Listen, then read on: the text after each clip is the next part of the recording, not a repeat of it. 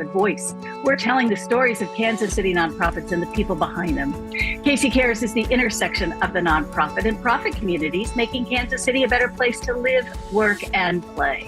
This KC Cares segment is brought to you by the Ewing Marion Kauffman Foundation, www.kauffman.org.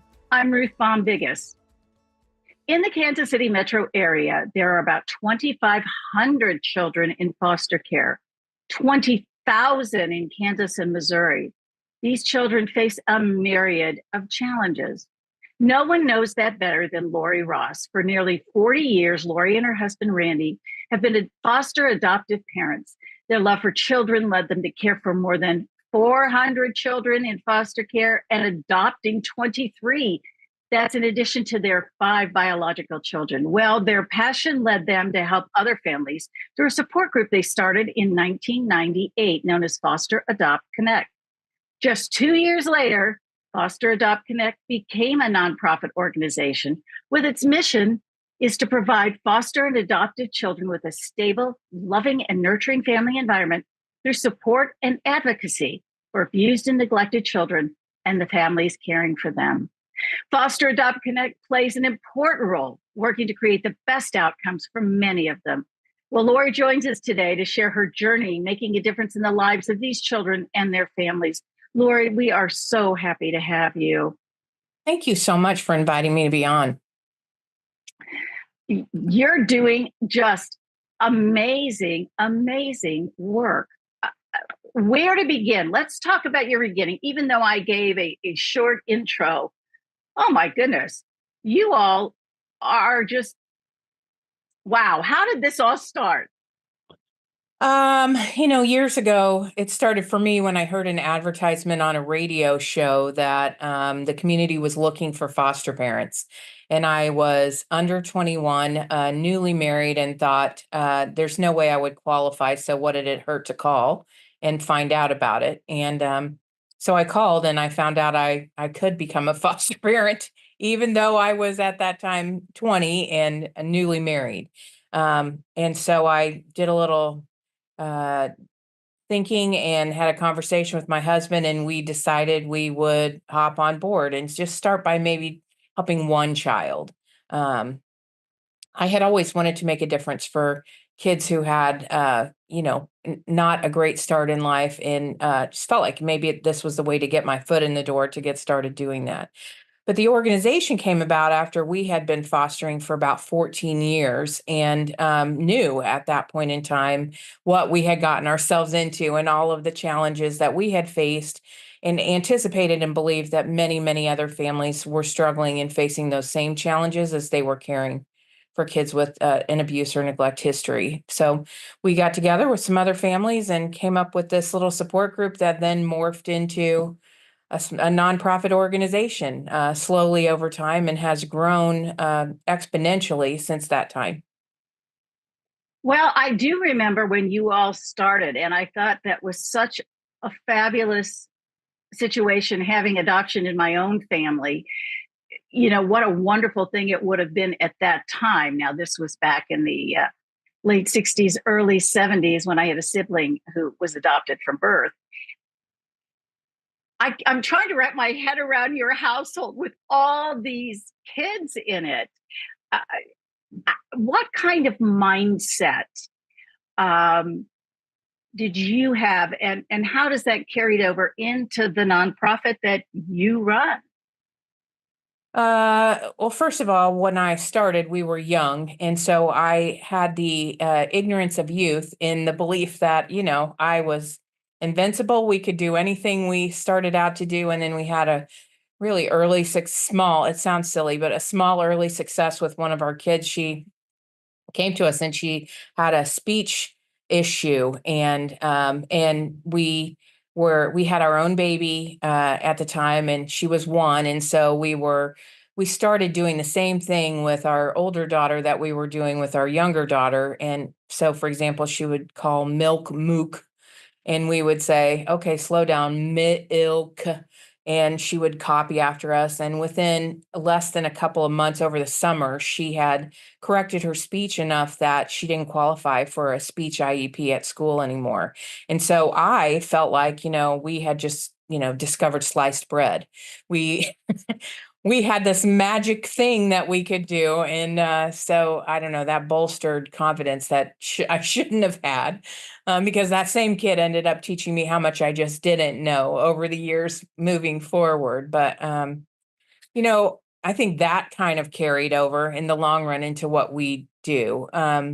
I am a big believer in no being the beginning of the conversation, and working your way through, around, over, under the obstacles that get in your way.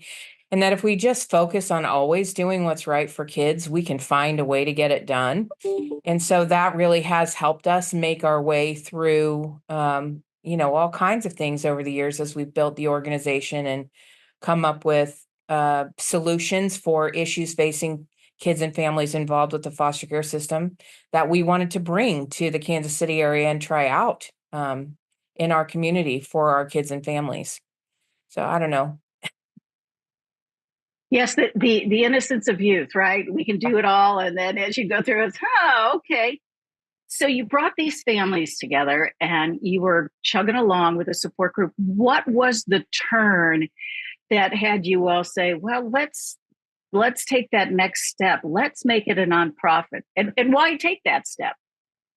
Well, we were all dreamers, and we were visioning together collectively. What would we like to see?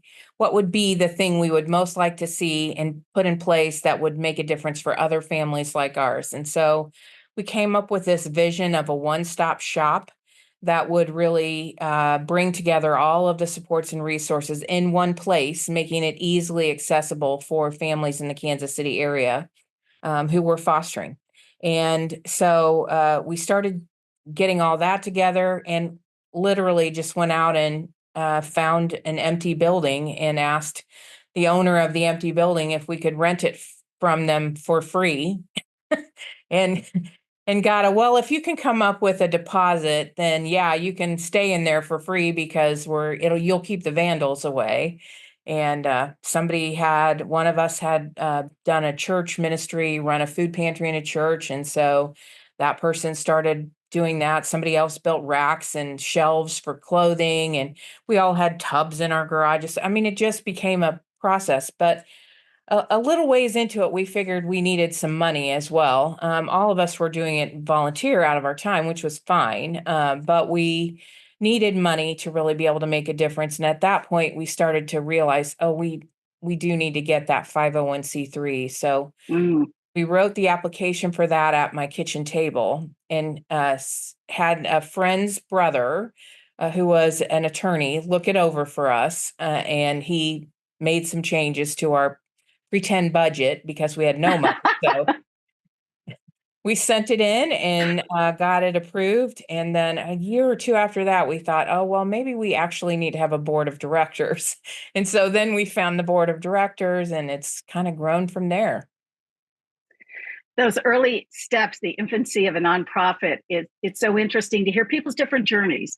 Some are like yours, others are a little more, well, we're going to go to this or that outlet. So that journey is fascinating. So you step off, you begin this process. Today, tell us about what you are doing for families and kiddos. So today we are serving the states of Missouri and Kansas fairly broadly. We provide an array of services that are targeted both at directly serving kids who are in the foster care system, and we aim to serve those who are most at risk, and then services continually that are serving families. And we do serve families who are at risk of their kids coming into care, families who, so the biological birth families of the kids, fostering families, relative and kinship families, and families who've adopted kids from care. We work with young people who are at risk of aging out of care. We have special programs that work to support kids who have seriously elevated emotional and behavioral issues as a result of the trauma they've experienced. We recruit foster and adoptive families. at the front end of a case and at the back Mm. end. We've just actually launched a program where it'll launch in July, where we're working with the Jackson County Court on a program to prevent babies from having to come into care. It's a new program that I'm sure they'd love to talk to you about, the Safe Babies Court program. So we're basically doing everything we can to fill the gaps in the system that exist that allow kids to drop through that safety net and have bad outcomes. We're looking for ways to change that trajectory in a positive direction for kids. I know that aging out is a big challenge. Let's call it that. What are you doing to kind of help those kids when they get it's 18 in both states, or is it different in? Right. It can be either. The state of Missouri allows kids to stay in care until they're 21 if they're willing to. The state of Kansas is moving in that direction. They can extend slightly over if the kids have very severe special needs, but typically don't. So uh, we're moving in a direction where we're really working hard to help kids achieve permanency, whatever that may be. One of the things you might have seen in the news recently is that we're partners with several other nonprofits and the state agency in Kansas on a new initiative called the Soul Family Initiative, which allows young people in care to select basically their own long-term permanence folks. Mm. It doesn't require their parental rights to be terminated, which is a barrier, a problem for some kids who have a lot of loyalty to their birth families. Um, in both states, we provide a program that we call Community Connections You Thrive, and it is a program where we hire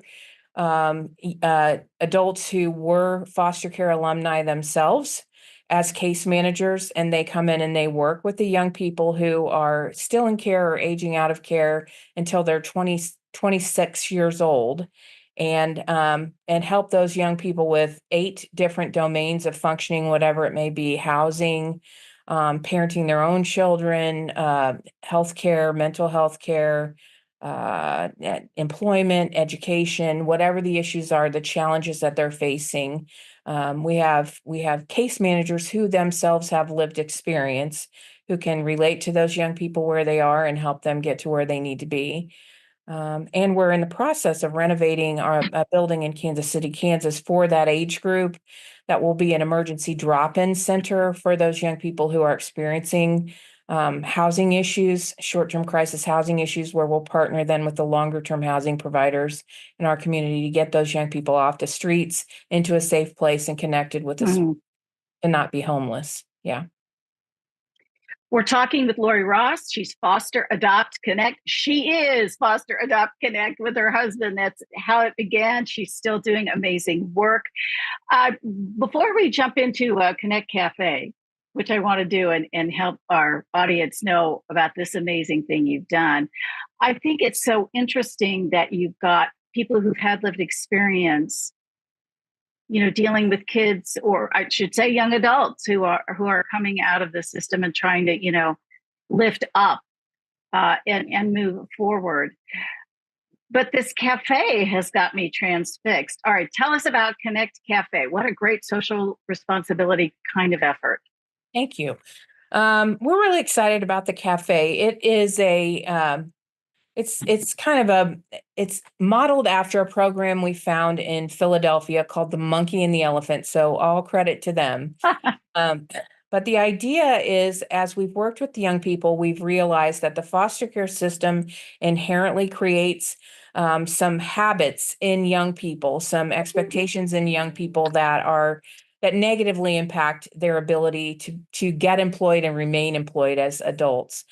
For example, if you're in foster care and you're a teenager, frequently you're moving from home to home because every Mm. time there's a major conflict, chances are you're moving to a different home. So the stability of relationships is not something you're familiar with, or how you work through and solve problems is not super familiar. And then the instability in terms of never knowing about how to, having that nest egg for if something goes wrong, or solve transportation problems, or even have stable housing, all of those things impact those young people. So the Monkey and the Elephant had a little a coffee shop in Philadelphia, and they were hiring young people out of who are aging out of the foster care system to come in and teach them basically how you make the fancy coffees like Starbucks and other places, and giving them the opportunity to learn those skills in an environment that was welcoming, that was supportive, that was not a three strikes and you're out kind of an environment. Mm. And we love that idea. But we had some folks who had, we basically were looking at, we could do even more than that. We could make it into a cafe where, not only are you learning the coffee skills, but you're learning the food skills and the customer service and all of those things, and benefiting the community and engaging the community in the door in a way that will get them connected to the mission of Foster.Connect. And lastly, if it could generate any money that would support the That's operations, good. of the organization, that's even better. So we had my husband actually as a retired restaurant guy from a lot of years back, and he is great with kids, you might imagine, after all of these years. Yeah. And he found some other, and I affectionately call them the old guys, a couple of other old guys who joined in with him and opened up the cafe. And we're now on basically our second class of young people. We've brought in, I think we're up to about 12, 13 young people helped so far. And the young people with lived experience come in, and they are both working in the cafe, and they are paid well and get all the tips, and those are good. But in addition to that, they are also going through a curriculum of education around the issues that will help prepare them to be employees for the long term.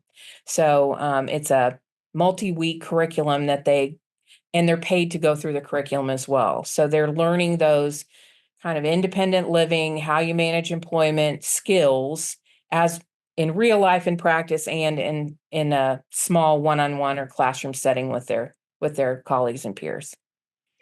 And now, is this just for like a year at a time, or how does it work with? Usually a young person is in the program about a year, 6 months to a year, depending on what their circumstances are. And then our goal is to help them transition from that into whatever they select as their next best step. So, for example, if they want to go to school, we're working with them to get connected with higher education. We work with them several times. We've had young people who hadn't completed their GED or their high school diploma. So Mhm. we are helping to make sure that happens. And then, the cafe staff go and attend the graduation with the young people. And it really becomes kind of almost a no pressure family environment for them. So these guys are not trying to be your dad, but they are safe, stable, loving, wonderful adults who are in your life and there to help guide you in the right direction. And it just seems to have a little bit of magic dust sprinkled on it because it's working just really beautifully for those kids. When did it open? Where is it? It opened in September, I believe, of last year, 2020. Now, I may be wrong about this. I'm going to get this wrong. It's been opened about a year now. That's good. And it is at the corner of 8th and Armstrong in downtown Kansas City, Kansas. I would tell you the address if I had it memorized, but I don't. 8th and Armstrong, you can't miss it. It's Connect Cafe. You see it advertised out front. And so we have great regular business from the downtown Kansas City, Kansas community. Sure. We've won several awards from the Best of Kansas City for the food and the environment and all of those things. It's a wonderful, wonderful cafe. You just go in there and it's a fun place to be. It's awesome. It looks like it. We have some photos that we'll share as we promote the show. It looks like a great place. And who doesn't like a good coffee shop? Doesn't matter where it is. And with the mission, is it bringing in some revenue for you? Are you breaking even at this? Yeah, we are breaking even, and hopefully we'll move up a step. We're working on building an outdoor patio seating, and as we actually we've just completed a capital campaign to renovate the building itself that we're in Kansas City, Kansas. We've purchased that building, so our hope is that we'll increase the indoor seating space in the cafe as well, which will allow us to do just a little bit more business there. And maybe one of these days we'll find a second location somewhere on the Missouri side of the state line. Yeah. Sounds great, but what a great thing for a nonprofit to find something that can help promote mission and make a little money and engage everybody. What a great idea. Kudos to whoever came up with that one. That was brilliant. Let's get back. I kind of went off on a tangent, but I wanted to make sure we talked about the cafe because it's such a unique thing and an opportunity for others to think about.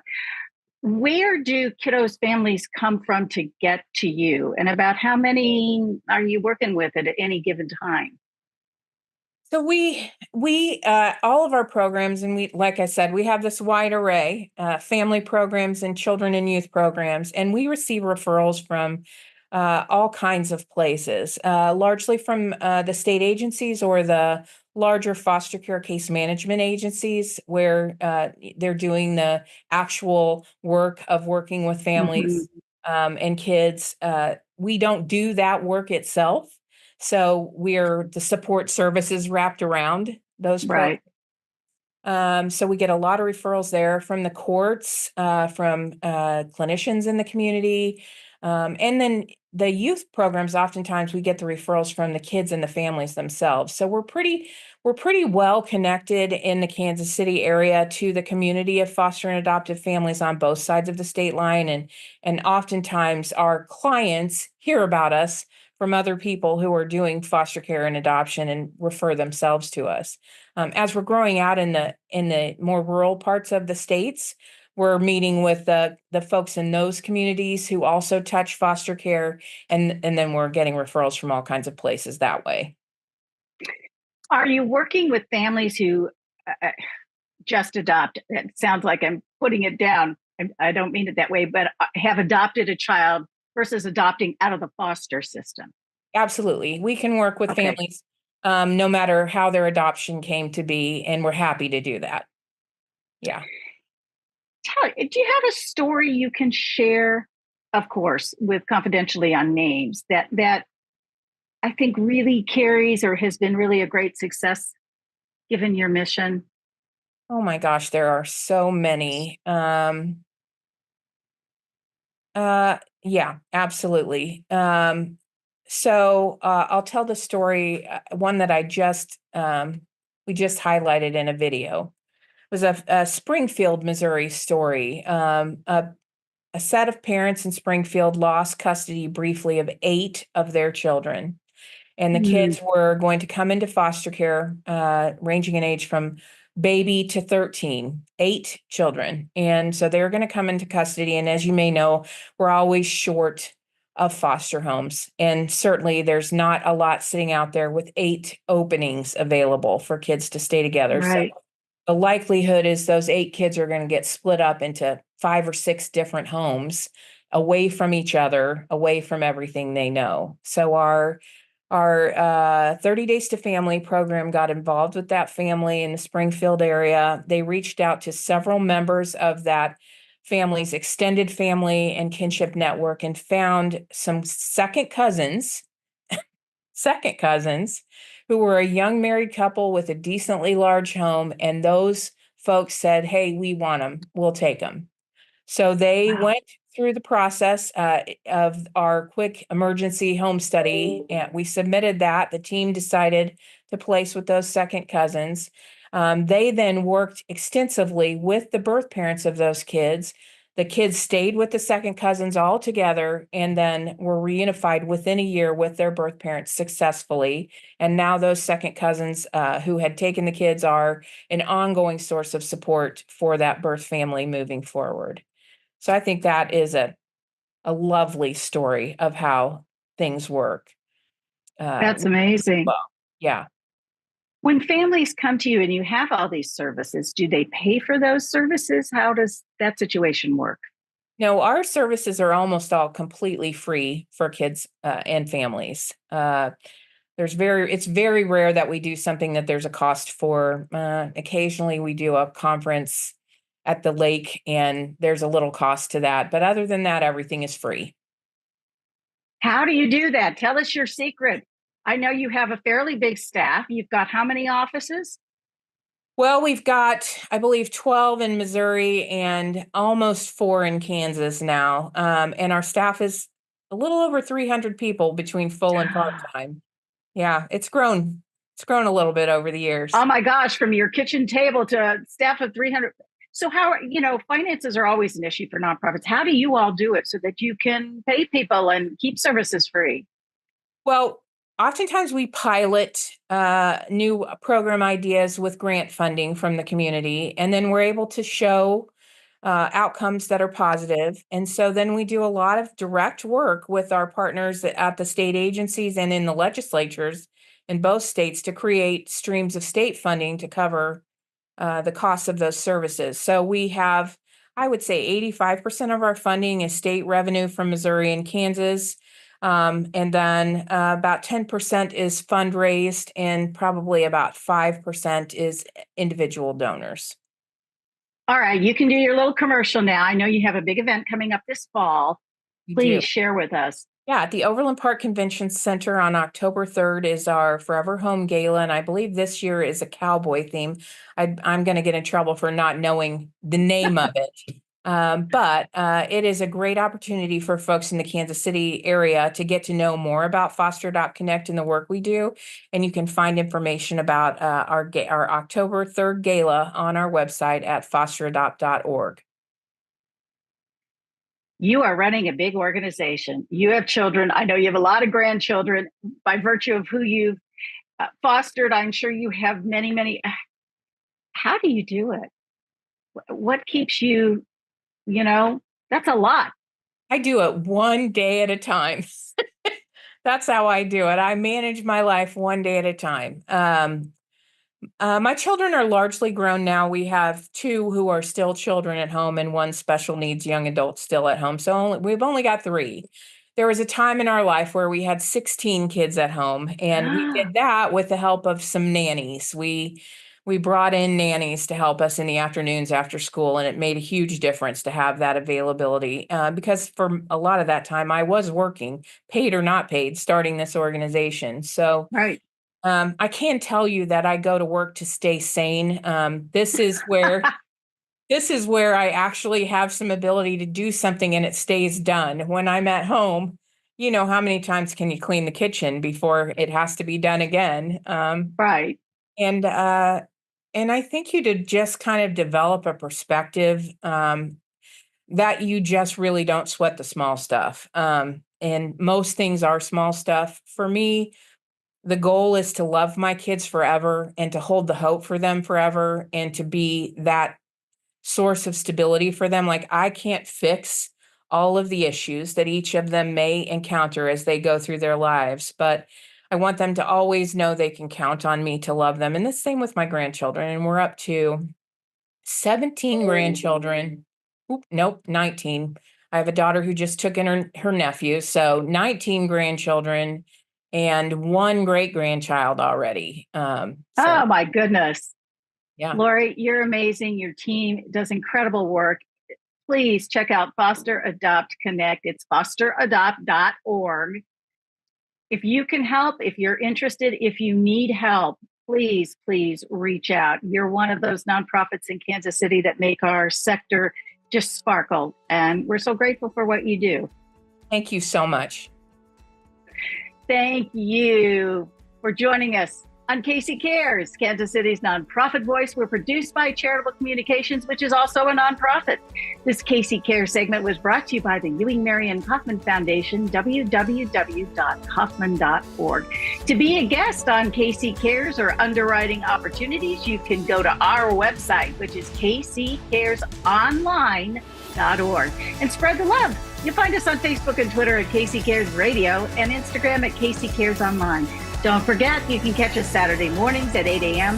on ESPN, 1510 a.m. and 94.5 FM. Thank you for joining us on Casey Cares.